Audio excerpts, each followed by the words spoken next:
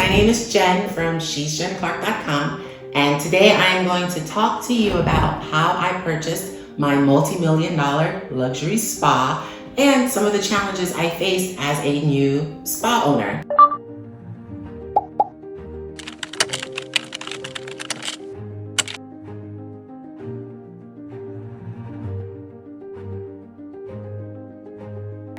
So why did I purchase a spa? Number one reason why I purchased the spa is I myself love going to the spa.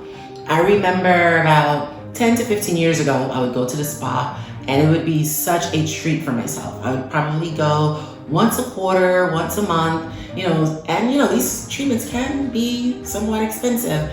So when I would go, they would always try to rebook me and say, hey, we would love to see you in about a month. But because it was so expensive, I'd always say, I will call you back and book. But I would usually try to get there at least once a quarter. I love doing the facial treatments. I love getting massages. I love the body scrubs, the body treatments, the body wraps. I was all for the spa experience. So fast forward 10 to 15 years later, when the opportunity arose to actually be able to purchase and own not only a phenomenal spa, but a spa that I would frequent, back in the day, I could not pass on that opportunity. So of course, I had to assess the location, assess, the fundamentals of the business. And once that made sense to me, it was a no-brainer, right? One of the biggest things, so I knew I loved the spa industry. I knew I loved the beauty industry, but then I knew nothing about the spa business. So when I was purchasing it, I wanted to make sure that there was a path for me to learn the business.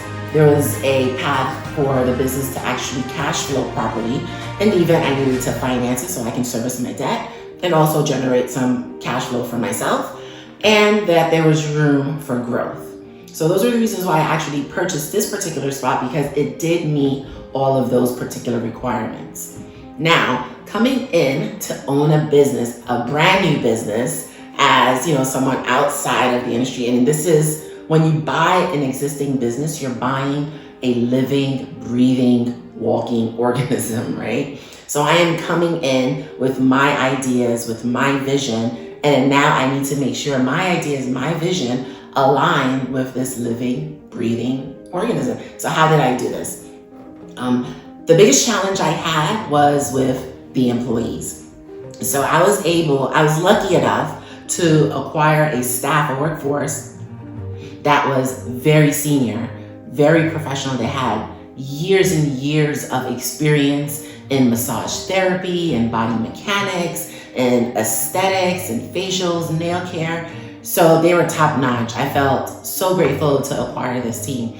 However, when you're acquiring a workforce that's been in place for 7, 8, 9, 10 years, there's, good habits and bad habits that are like so deeply ingrained. And coming in as a new person and trying to, I don't want to say right the ship, but trying to make the ship align with your vision can prove to be very difficult. So one of the strategies that I had was to first come in as the new owner and not make any changes for like my first 60 to 90 days, right?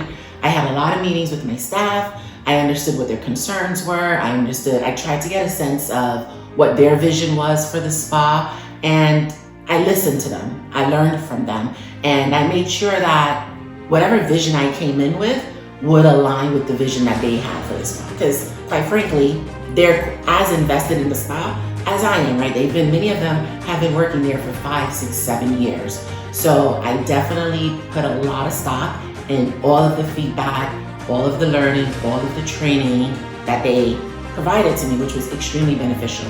So after my first 60 to 90 days, I then slowly started implementing certain changes, right? That, I wanted to implement, which I felt would increase revenue, decrease expenses, and make the spa more profitable for my staff and for myself personally.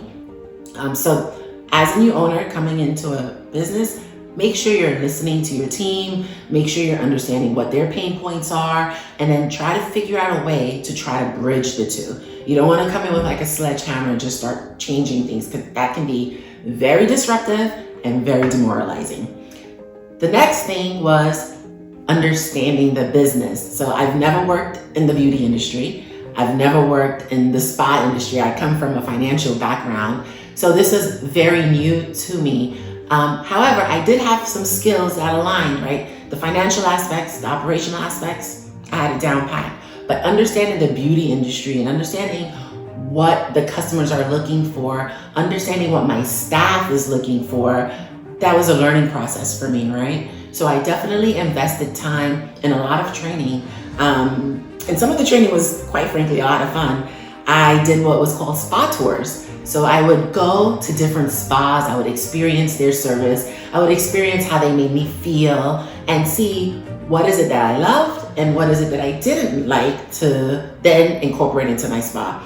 I didn't do that just for myself. I also had some of my employees do the same as well, because some of the employees were just in this spa, right? So they haven't seen how other spas operated. So I thought it'd be very beneficial to expose them to that. So it was literally just creating a path of learning for yourself, for your team, and for all of your constituents that are involved, be it your HR person, everyone that's going to have a say in how the spa is running or the business in general. So definitely allocate time to learn the business. Definitely allocate time for your staff to learn more than what they're currently learning in the business, so that both of you guys can level set and see where you can take the spa. The third aspect was, yes, so you have this business that you purchased. It has its own employees. You have your set of customers. It's operating, it's going. Now, you don't just purchase the business so that it can continue operating as is. Oftentimes, you want that business to grow. So the third challenge was trying to assess, how can I get my business to provide more revenue, more profitability, more guests coming in, right? And again, that took me getting my team on board. It took me going out into the market and assessing what other spas were doing. It also took me having conversations with my guests, with my customers, with my suppliers to figure out, where can we be more efficient? Where can we grow revenue? Where can we increase profitability and increase awareness of our spa? What other services could we potentially provide, right? So I would definitely implore you guys to endeavor in these behaviors to ensure that, one, when you come in and you purchase a new business. So to summarize, definitely number one, make sure that you're engaging with your team. You're listening to them, you're understanding what their pain points are so that your vision can align with alleviating some of these pain points. Number two, allocate time to understand the business on a deeper level. Because whatever due diligence you did prior to purchasing, once you're inside of this living and breathing organism, you're gonna learn new things. So definitely drill deep to learn more about the business. The third thing is to make sure that you have a path for growth. Right? Do all that you can do to see how can you extract more value, how can you be more efficient, and enjoy the process. So some of the things that I have going on right now, I went on a retreat, which was a lot of fun. It was a spa retreat where I literally got to enjoy this very luxurious spa for a few days. And I had a list, I had a running list. Every day I was preparing a list like, oh my God, I need to do this, I need to incorporate this. So it can be very fun. I'm also expanding the spa. I'm including additional treatment rooms to be able to service more guests. I'm also working with some of my suppliers, having them come in to train my staff on different products and things of that sort. So definitely, whatever business it is you do decide to purchase, it can come with its challenges, but if you follow these three, if you ensure that you're incorporating these 3 steps, it'll be phenomenal.